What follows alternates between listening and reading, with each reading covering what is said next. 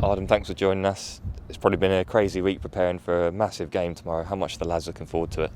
Pure excitement. The worst bit about this is the build up to it.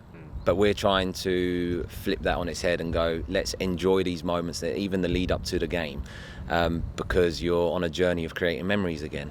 And that's what the boys have been doing. So they're excited, very excited, and probably some of them nervous. It's none of them have been in this position before, but it's the opportunity and the challenges we want as a football club. The games programme in itself, I was just saying to you there, it's not the most challenging sometimes, but it's these games, the big named club, Liverpool, coming down to Portman Road in an FA Youth Cup semi-final. For some of these, it doesn't get any better than that, and might not in the future. You hope that they can have bigger and better things to go on to. And ultimately, their objective doesn't change from, yes, they want to win the game and the occasion, but they're to a lot of people's eyes, they're already winners. They can't go out and lose as such, because nobody expected them to get to this stage of the competition. Nobody expected them to beat Fulham. Nobody expected them to beat Borough, etc. And internally we have a belief that we can compete, but it's a challenge for them on the actual occasion and the day. Can you go out and perform when it matters? Now, this group have had some good tests and challenges, and they've got a strong team spirit and bond. They've obviously got the ability. They wouldn't be here in the first place, but they've got that character and personality that is driving them through football matches as well, which is really important to have. So the objective is for them to go on and have careers in the game and hopefully make our first team better. But for this one occasion, they obviously are looking forward to it and want to come away with a win and make sure it's done in the way that we want to play.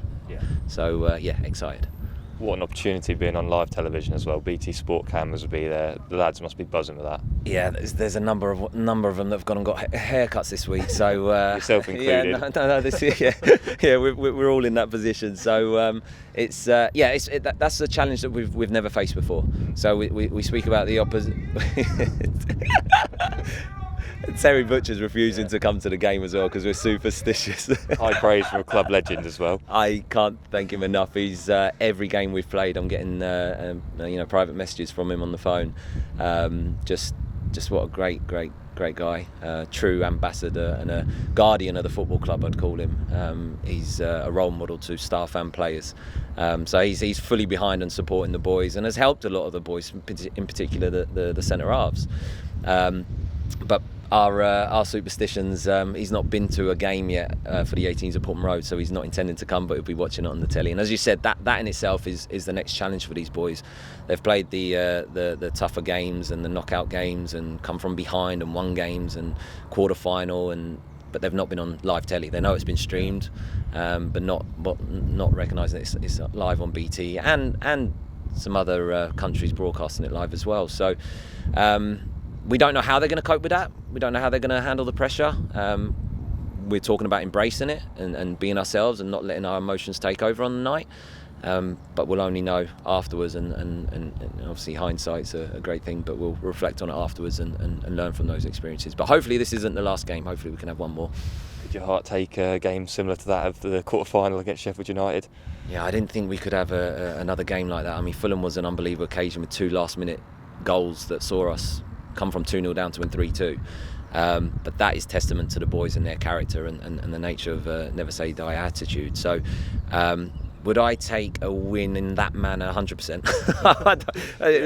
Do you know what I mean? Because on the occasion we had the best players on the pitch. I felt we had an identity about us that represented the football club, which is the most important thing, and obviously to go out and win the game, which we all want. And even more so the players.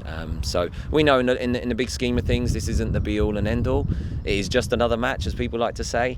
But for some of these boys, it's the occasion, it's the memory, it's the journey they've been on. So we're embracing it all, and we're certainly going to enjoy the occasion. We're going to give it everything we've got. We're going to be aggressive with the ball and without, and hopefully come away, win or lose, of a performance that the club and fans and staff can be proud of. One key word that you've used on this journey is adaptability. Apparently you've used that in the dressing room quite a lot. But the Sheffield United game might have had everything, but the journey's had everything as well, hasn't it? Yeah. You just want them to go out there and show it again. Exactly, adaptability and adversity. I mean, adversity in itself has been the whole season. The the whole nation with COVID, having to deal with lockdowns, and then the boys coming in, no showers, no building facilities. We're still privileged and lucky to be in a position where we can come in and train. They've not been allowed to go back home and see their families because they've been in one supporting bubble. So that in itself has been the adversity to then carry on training and improving every day, and then go out and perform in games and travel 6 hours up to Crewe and not have any change room facilities to start with, and you're having to go through all these experiences, but it has made the group and the boys much stronger for it. So the only thing I'd change about this season would be the opportunity for families and parents and supporters to be part of it in the stadiums. Certainly the Youth Cup journey, and that's the one sad thing about it all. But at the same time, it's a different experience knowing that they're being watched on live TV, on the streaming that we've had in previous rounds. So yeah, adaptability. We've had injuries, we've had scenarios in games that have gone our way, not gone our way. So this whole group, different formations, they are very adaptable, and it's part of the model of our academy is to develop players that can be adaptable. You never know who's going to be in charge in an ownership and a first team manager. So we want players ready for any scenario, and I think there's a number of them showing that they are more than capable of performing when it matters and adapting to any scenario they're given.